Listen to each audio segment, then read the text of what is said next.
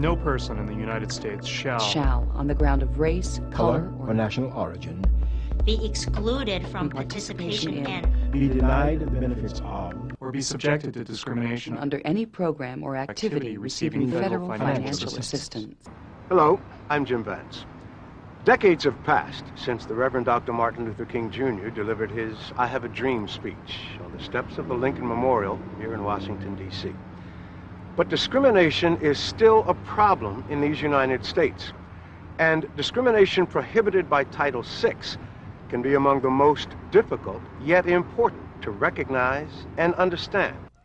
It means that all people in this country are entitled to equal treatment by federally funded programs or services, be they police, parks and recreation, education, healthcare, transportation, or anything else.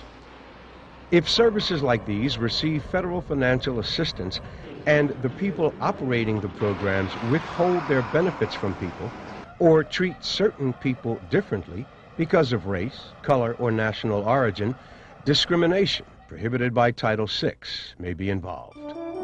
It was President Lyndon Johnson who signed the Civil Rights Act of 1964.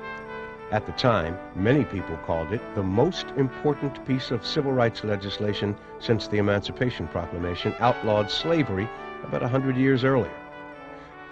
The Civil Rights Act of 1964 aimed to end discrimination based on race, color, or national origin. Title VI of the Civil Rights Act specifically focuses on programs and activities that receive federal financial assistance, often in the form of grants. The money can go from the federal government to state governments or departments to local governments or departments. It can also go from the federal government directly to state governments or departments, or from the federal government directly to local governments. Sometimes federal aid goes to programs that are non-governmental entities, like corporations or non-profit groups, either directly from the federal government or through state or local governments. These non-governmental entities will then be covered by Title VI, as will the state or local government entities. The second one would be... It's not just money that qualifies as federal assistance. It can also be the provision of valuable services, training, commodities and land, and personal or real donated property. Some 30 federal agencies provide federal financial assistance. All the operations of a department that receives the aid must comply with Title VI, not just the branch using the assistance. For example, if a state's Department of Corrections uses money to improve one particular prison, the entire Department of Corrections must be in compliance with Title VI, not just the one prison. The goal of Title VI is voluntary compliance, and recipients must be given opportunities to voluntarily comply when violations are found. But if that cannot be achieved, federal financial assistance may be withdrawn. And the top priority is preventing discrimination in the first place. But to do that, you must understand the requirements of Title VI. First of all, Title VI covers race, color, and national origin discrimination. Other types of discrimination, like sex, age, and religious discrimination, are covered under different federal civil rights statutes or other parts of the Civil Rights Act of 1964. Title VI protects individuals, groups of people, and in some instances, entire communities. Violations can occur when services or opportunities are flat out denied, or when services are not equally provided. For example, it may be that the streets in a minority neighborhood are not maintained as well as those in the non-minority side of town. In this instance, if the local government agency overseeing street repairs receives federal financial assistance, it may be in violation of Title VI. Or it could be that people seeking or receiving services are treated differently without justification. For example, minorities applying for food stamps are asked to show extra forms of documentation and make a stronger case for themselves than non-minorities before being granted enrollment in a program. Sometimes what is not done violates Title VI. For example, if a program that receives federal funds is not adequately equipped to assist people who do not speak English, that may be national origin discrimination. We'll talk more about that later. While in some cases the discrimination is against an entire group of people, in other cases it targets an individual. Let's look at the case of Mr. Michael Burley. Mr. McSherry, look, I've got to go. I've been pushing you to all the local accounting firms, and I'm sure something will pan out. Hi. Who did you say you were? We spoke on the phone a couple of days ago. I'm Michael Burley, the civil engineer who just moved to town. Oh, yes, I remember you. Said you had a degree from Stanford. That's me. Graduated top of the class, 1979. Do you have any proof of that with you? Well, no. I could get you proof, though. My word is good, let me assure you. Mr. Burley, I don't doubt your credibility. It's just that I have to make sure that the resumes I submit to my clients are accurate. Now, may I see yours? Sure. Here you are. Looks like you moved around a lot. Well, it's a sacrifice I made in order to help my wife further her career. I've always held my jobs once I obtained them, though. It's still very hard to recommend a candidate who's never held one job for longer than, what do we have here? 4 years. There's a bright side to it. All that moving around has given me lots of experience in other forms of engineering. I'll see what I can do. Well, thank you so much for seeing me. Hi, Joanna. Michael Burley here. It's been 3 weeks since we last talked. Back then, you said you hadn't found a position for which to submit my resume. Hold on, let me get your file. Nope, nothing yet. But I don't understand what the holdup is. You serve a large area, and I told you that I'm willing to commute. Surely there must be some job that I'm at least qualified to apply for. So far, nothing matches your experience and qualifications. Well, what about that Lansbury Bridge project I told you I'd heard about? They're hiring a civil engineer. You said that job was being filled internally. I looked in the newspaper yesterday, and it was being advertised. I called over there. They tell me they've reviewed several applications from your employment office, and I wasn't one of them.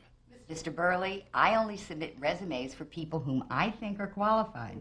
But this is ridiculous. I have more than 8 years' experience designing bridges. Mr. Burley, if you're that desperate to work, I've got some construction foreman positions I could recommend you for. In fact, Michael Burley is qualified for the civil engineering position involving the construction of the Lansbury Bridge. He has more experience than 3 of the applicants Joanna sent over for the job. All the applicants Joanna sent to the company hiring a civil engineer were white. Construction foreman? I don't think so. I sense something really wrong here, and I'm going to file a discrimination complaint. Mr. Burley was correct. He was experiencing intentional discrimination or disparate treatment when his application was intentionally and unjustifiably treated differently by Joanna. Then, when she threw out Mr. Burley's files, Joanna was guilty of retaliation. Retaliation is an action taken against somebody because they have either taken action or participated in an action or attempt to secure their rights. Title VI prohibits retaliation, just as it prohibits discrimination. As we mentioned earlier, sometimes an entire community can be a victim of discrimination. Often, violations involve what would seem to be innocuous locations, such as your community's parks. Here's an illustration. This is the story of the No Parksville community and the battle waged by its Hispanic Action Group. The organization has been writing letters complaining that the parks in the Hispanic part of town are in disrepair, with peeling paint and old equipment. The Hispanic Action Group is upset because the children on the non-minority side of town have nicer parks. I've got another letter from the Hispanic Action Group. Third one this year. It's got to be at least the 20th since I came on board as Parks Commissioner 5 years ago. Yeah, well, they've been complaining about lots of stuff. They want new equipment and more programs. I drive by their parks every day, and they do look bad. We put all new equipment in one of those parks just 4 years ago. The last few years, we've used an awful lot of our budget just starting up the one after-school program that they have, and we always fix up major equipment problems. So you're right. It's not like we've ignored them. You know, the Latino area has 4 parks in a 25-square-mile area. Same amount as we have in the other part of North Parksville. Yeah. It just doesn't seem that things are as bad as they make them out to be. There is a difference here from what we saw in the story of Mr. Berlin. The Parks and Recreation Committee is not stereotyping the Latino community or basing its actions on negative ideas about Hispanics. A lot of the decisions the Parks and Recreation Committee is making are based on their budget. It appears a real solution to this problem lies in fixing the budget. Let's take a look at a better way the committee might have handled these complaints. I think we should reconsider how we allocate money for the parks. The parks in our Latino communities, they get much more use because the population is so dense there. We allocate funding for the parks based on area, not population. You know, I think you're onto something there. I think this is something that we have to address to the City Council ourselves. Now, when it comes to funding after-school activities, I don't think we can afford to fund 2 new sports leagues, but look, I think we can budget for 1. Oh, okay. One would help. You know what? I'm gonna call this Mr. Gomez, who keeps writing these letters. You know, and talk to him, see if I can find out more about the specific needs of the community. The Parks Committee has touched on a very important concept in Title VI, disparate impact. In cases of disparate impact, discrimination is not the result of a direct or intentional action. Rather, it's the result of neutral policy that results in an unjustified adverse effect. In other words, the policy may appear harmless on the surface, and there may be no intent to discriminate, but it negatively affects the minority community, and there is no substantial justification for it. Take, for example, the situation in No Parksville. The assumption being made is that the same size area is equal to the same size population. Take a look at the houses in the affluent Sunnyvale side of town. They're big, with big yards. Now, here are the homes in the Latino neighborhoods. They are row houses, very tightly packed. So, block for block, you have a lot more people living in the minority community. So the parks get a lot more use. For that reason, it's more likely the equipment will be in poor condition and in need of more frequent repairs. One solution to this problem would be to determine funding for parks by the number of people served, not by the size of the area served. While the parks situation is one example, there are many other instances where neutral policies may result in discrimination in the provision of services in violation of Title VI.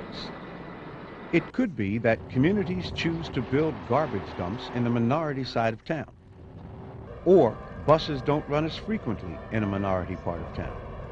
If there is no substantial reason for the action and federal assistance is involved, there may be a Title VI violation. Sometimes there may be a disparate impact from a policy, but it won't be clear whether that result was intentional or not, such as when a local Department of Transportation buys 20 buses and uses almost all of them in the non-minority side of town, placing the old ones in the minority side of town. This might violate Title VI as either intentional discrimination or because it results from a neutral policy that has an unjustified adverse effect. Another type of discrimination that's not always so easy to spot is national origin discrimination. This may include discrimination based on an individual's country of birth, ancestry, or accent. It can also occur as a result of a person's inability to speak English. That's why it's important to understand the requirement that a program or entities have to serve people with limited English proficiency, or LEP. Millions of people in this country do not speak English. So what happens when they need services? If, for example, they go to the emergency room and nobody can speak their language or help them.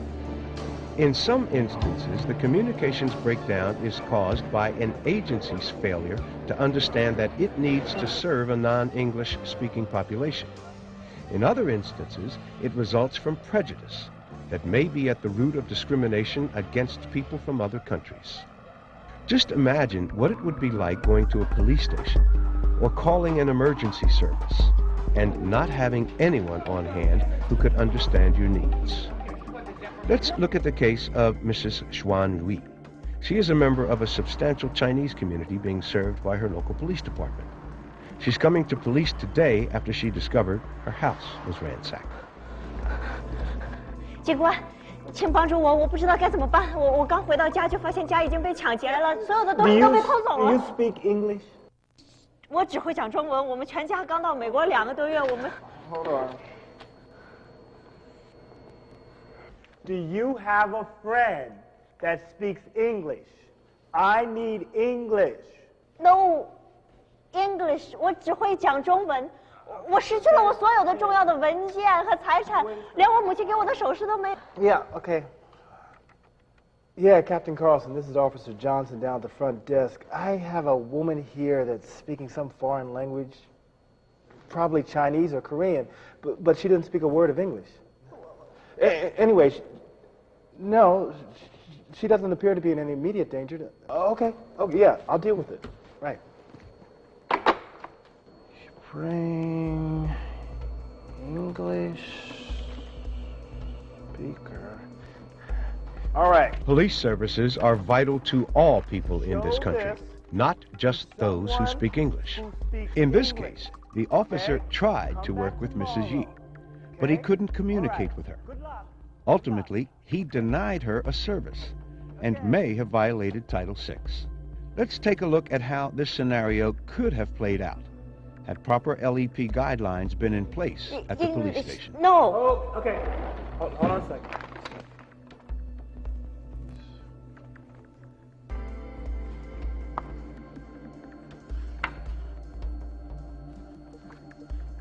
Okay. Yeah, Captain Carlson, Officer Johnson down here. I have a woman that doesn't speak a word of English. She picked the Mandarin I Speak card. Is Officer Wang around to translate? He's not up there. Okay, no, I'll use the phone company's translation service. Yeah, our police department has a contract with them. Language line, how can I help you? Yeah, I have a woman here that I believe speaks Mandarin Chinese. I'm going to put her on the line. Just a moment, please. 好的，女士，我会向警官解释你的情况，他会帮助你的。让我和他通话。我需要警官的帮助，我的家被抢劫了，所有的东西都被抢光了，我的钱和我的首饰，我只离家了一会儿。和他通电话。Officer, this woman says her house has been robbed. It sounds pretty serious. Let's look at what went right this time. First, the officer was able to look at the police station's LEP guidelines, posted right at his place of work. Also, the officer was familiar with the community he serves. In this instance, the police department serves a large Chinese population, so it had hired a Chinese-speaking staff member. But when that staff member wasn't present, Officer Johnson knew he had a plan B. He could call his telephone company's translation service because he knew that the police department had a contract with them. And finally, the police station had vital documents translated into the woman's language. All right. The way agencies plan to handle people with limited English proficiency depends on 4 factors. 1, the number or proportion of people with limited English proficiency served in the service population. 2, the frequency with which the LEP individuals come in contact with the program. 3, the importance of the service provided by the program. And 4, the resources available to the participant. Each entity that receives federal financial assistance should apply this 4-factor analysis to its program and figure out what it needs to do to serve LEP individuals. Agencies will decide which of their important documents need to be translated. It is the role of the federal government to enforce Title VI. Applicants for federal funds should be prepared for a possible pre-award or post-award review to determine whether Title VI problems exist. But most importantly, any recipient of federal funds must act as its own watchdog, carefully monitoring for possible violations. So, what should you do if you think you were a victim of discrimination, like Mr. Burley? Mr. Burley could file a lawsuit in court against the recipient of funds that's accused of discriminating. Or he can file a complaint with the federal agency that provides funds to the entity accused of discriminating. He should write out his complaint explicitly and give the names of the parties involved and what entity discriminated, in this case, the Clark County Employment Office. If he's not sure which federal agency to file with, he can ask the recipient. Recipients are obligated to send people to the right place to file complaints. As a last resort, if a person still isn't sure where to file his complaint, it can be sent to the Department of Justice, which serves as a Title VI government-wide clearinghouse. Once the federal agency determines that the complaint falls within its jurisdiction, it will investigate the case or take other appropriate action. In the end, it could be that no evidence of discrimination is found, or if discrimination is found, the federal agency will decide if voluntary compliance is possible. Entities very often are willing to do the right thing, but may not know what that is, and when told, they do it right away. However, sometimes entities don't comply, and then the federal agency could take some very strict measures. It could yank the money from the part of the program where noncompliance is found, or it could refer the case to the Justice Department for a lawsuit to stop the discrimination. The Civil Rights Act of 1964 is now and will continue to be an important piece of the foundation upon which we are building a better America. Title VI is a critical part of that law. For more information, you can contact the Justice Department at the toll-free numbers you see on the screen. Remember, all people have the right to programs and services that will enrich their lives. Don't let their race, color, or national origin stand in the way.